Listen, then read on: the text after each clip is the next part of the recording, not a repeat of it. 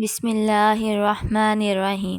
شروع اللہ کا نام لے کر جو بڑا مہربان نہایت رحم کرنے والا ہے۔ السلام علیکم ورحمۃ اللہ وبرکاتہ۔ رسول اللہ صلی اللہ علیہ وآلہ وسلم نے فرمایا، اللہ تعالیٰ فرماتا ہے جو شخص ایک نیکی کرے گا اس کو اسی طرح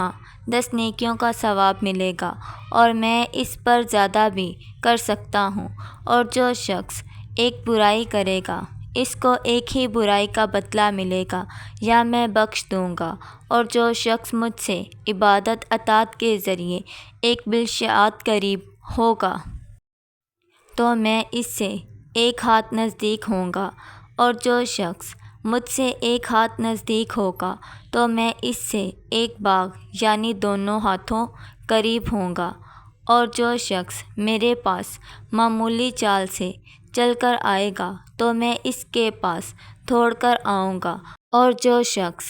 مجھ سے زمین بھر گناہوں کے ساتھ ملے گا اس حال میں کہ وہ میرے ساتھ کسی کو شریک نہ ٹھہراتا ہو تو میں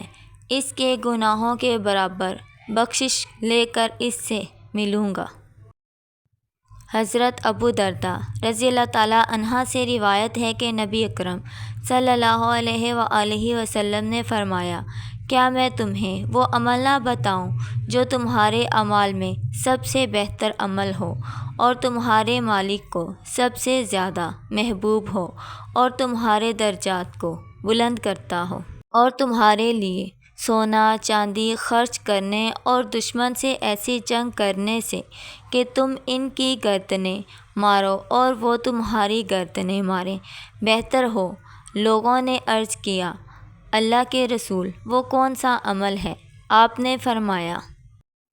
وہ اللہ کا ذکر ہے۔ اور معاذ بن جبل رضی اللہ تعالیٰ عنہ کہتے ہیں کہ اللہ تعالیٰ کے عذاب سے نجات دلانے والا انسان کا کوئی عمل ذکر الہی سے بڑھ کر نہیں ہے۔